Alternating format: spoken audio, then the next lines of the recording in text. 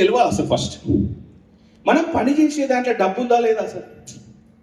డబ్బు లేకపోతే 100% ప్రాబ్లమే. డబ్బు ఉంటే ఎట్లా లైఫ్ లీడ్ చేయొచ్చు?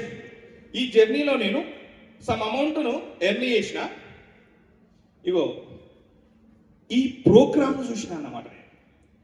6 ఏంది, 6 ఏంది, -2 ఏంది, -3 ఏంది. ఒక లైఫ్ అద్భుతంగా ఉండడానికి అచీవ్మెంట్స్ పైన నేను ప్రయాణం చేయగలిగితే డెఫినెట్లీ సక్సెస్ అవుతా. కావాల్సింది ఏంటంటే నేను పోయి ఇంకొక లీడర్ యొక్క బ్రెయిన్ను అన్లాక్ చేయాలి. నిజమా? కాదు, నా బ్రెయిన్ నేను అన్లాక్ చేయగలను. సింపుల్. ఈ అచీవ్మెంట్స్ నాకు కావాలి అనే తపన నా బాడీలోకి నేను ఇంజెక్ట్ చేయగలిగితే తప్ప ఆ అచీవ్మెంట్స్ నా దగ్గరికి రావు అనేది నాకు అర్థమైపోయింది.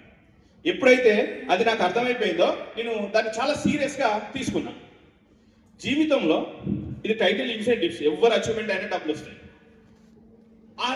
చూసేటప్పుడు నేను ఏం చూసినా అంటే టాప్ మోస్ట్ అచీవ్మెంట్, మేబీ ఈ ఇయర్లో టాప్ మోస్ట్ అచీవ్మెంట్ ఎనర్జీకి అవుతుంది.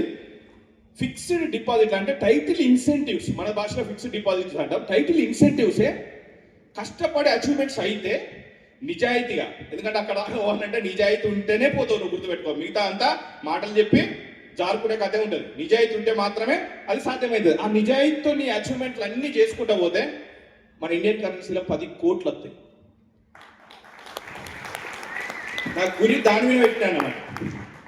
ఇంట్లుంటే రావు, విపరీతమైన కష్టపడాలి. సో ఆ కష్టాన్ని ఇష్టపడ్డా నేను, అంత సింపుల్. ఆ కష్టం ఏదైనా పర్లేదు, డబ్బుల కోసమే కదా. నా కుటుంబం ఉన్నత స్థాయి పోవడానికి నేను ఏమమ్ముతున్నా, ఏమమ్మట్లే, వాటర్, అద్భుతమైన వాటర్ను పీపుల్కి షేర్ చేస్తున్నా. వాళ్ళకి రిజల్ట్ వస్తే వాళ్ళకి షేర్ చేస్తారు, లేకపోతే లేదు. Simple logic.